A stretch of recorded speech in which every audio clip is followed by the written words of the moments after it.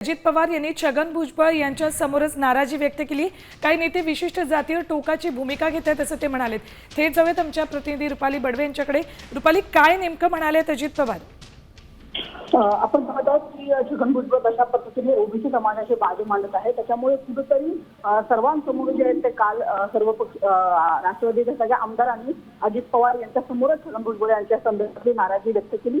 काही नेते विशिष्ट जातीच्या संदर्भात टोकाची भूमिका मांडत आहेत, त्याच्यामुळे पक्षाची प्रतिमा मलिन होते असं काही आमदारांचं म्हणणं होतं आणि त्याच्यामुळे आपण पाहत आहोत की कुठेतरी सगळ्यांसमोरच जे आहे ते छगन भुजबळ यांच्या विरोधातली नाराजी येते कालच्या बैठकीमध्ये उघडपणे पाहायला मिळाली। कालच्या बैठकीमध्ये छगन भुजबळ उपस्थित होते, अजित पवार उपस्थित होते आणि त्यांच्या समोरच सगळ्या आमदारांनी खरं ही भूमिका मांडल्याचं पाहायला मिळालं। त्यामुळे बैठकीमध्ये छगन भुजबळ यांच्या विरोधातलं जे नाराजी नाट्य कालचं ते आपल्याला बैठकीत पाहायला मिळालं। छगन भुजबळ खरं तर कालच आझाद मैदानमध्ये गेले होते आणि तेव्हा देखील सरकारने जो GR काढलेला आहे मराठा समाजाच्या संदर्भातली त्या GR संदर्भात त्यांनी जी भूमिका मांडली ती कुठेतरी सरकारच्या विरोधात आहे आणि त्याच्यामुळे पक्षाची प्रतिमा याच्यामुळे मलिन होत असल्याचं खरं तर आपण पाहत आहोत की सगळ्या आमदारांनी त्यांच्या समोर बोलून दाखवलं होतं। त्याच्यामुळे छगन भुजबळ यांच्या संदर्भातली ही जी नाराजी आहे पक्षाची ती उघडपणे पाहायला मिळाली।